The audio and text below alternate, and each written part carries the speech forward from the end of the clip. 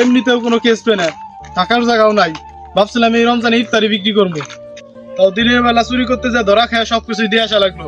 এই দিনের বেলা চুরি করে আইডিয়া দিছিল কোন হালার ভালারে। স্যার আপনিই তো।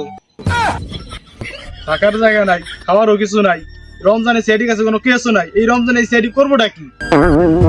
স্যার আমার এক কাকার বাসা আছে, ওই বাসায় রমজান মাসে রোজাদারদের জন্য থাকা খাওয়া একদম ফ্রি। তাইলে এই 30 দিন আমরা ওর কাকার বাসায় থাকবো।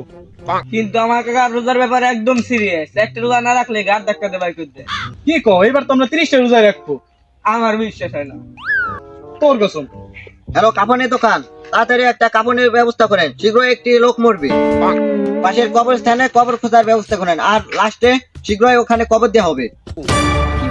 আরে স্যার, আপনার আমার কাকার বাসায় এমনি নিয়ে যাবো, আগে আপনি কসম উঠেন। না, আমি কসম টসম যাবো না, আমি কি মিছা কথা কইতেছি? এবার আমি 30টা রোজা রাখবো, আর আমি যদি মিছা কথা কয়ে থাকি তাহলে আমাকে উপর ঠাটা করবো।